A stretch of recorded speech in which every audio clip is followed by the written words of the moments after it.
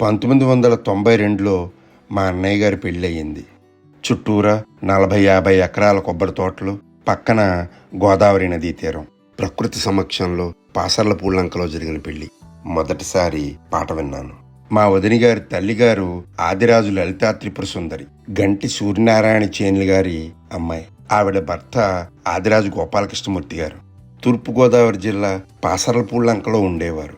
ఆవిడ చక్కటి ద్రవిడ సాంప్రదాయాలను ఒదిగిన మహా ఇల్లాలు. సాంప్రదాయ సిద్ధాంతాలని పాటించి అతి సరళమైన జీవనాన్ని కొనసాగించారు. ఆవిడ చివరి రోజుల వరకు కూడా 9 గజాల చీర మడికట్టు కట్టి పూజా పునస్కారాలు చేసుకుని వంట వండేవారు. ఏ గురుముఖం లేకుండా సంగీతాన్ని నేర్చుకున్నారు. ఆవిడ మధురమైన స్వరంతో సాంప్రదాయబద్ధమైన పెళ్లి పాటలు, మంగళహారతి పాటలు పాడగలరు. ఆవిడ కనిపించే ప్రతి ఫంక్షన్లోనూ ఆవిడ పాటే వినిపించేది. నూరారా కాశీబాబు అని పిలిచే అతి కొద్ది మందిలో ఆవిడొకరు. ఆవిడ స్వరాన్ని మనకు వదిలి ఈ మధ్యనే కాలం చేశారు.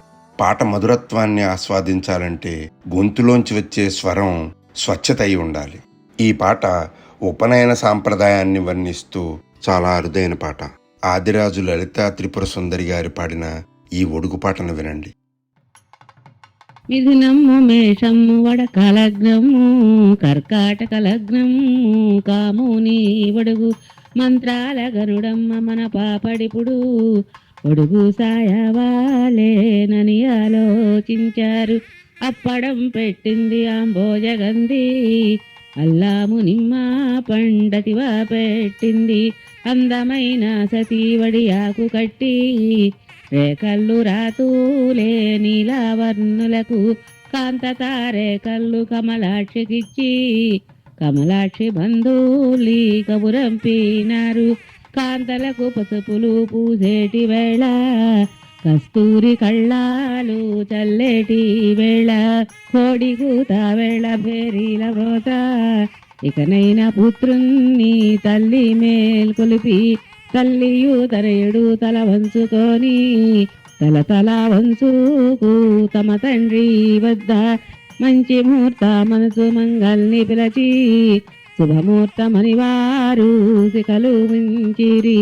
కోమాళ్ళ చేతిలో కొత్తది గిన్నె, బాలుని చేతిలో దండంబు పెట్టే భవతి భిక్షాం దేహి అనసు తల్లిని తండ్రిని అడిగే భిక్షంబు భవతి భిక్షాం దేహి అనసు తల్లి వంక వారిని పిన తల్లి నడిగే భవతి భిక్షాం దేహి అనసు తండ్రి వంక వారిని మేనత్త నడిగే భవతి భిక్షాం దేహి అనసు చుట్టాలి బంధువుల్ని అడిగే భిక్షంబు భవతి భిక్షాం దేహి అనసు గురువుల్ని పెద్దల్ని అడిగే భిక్షంబు.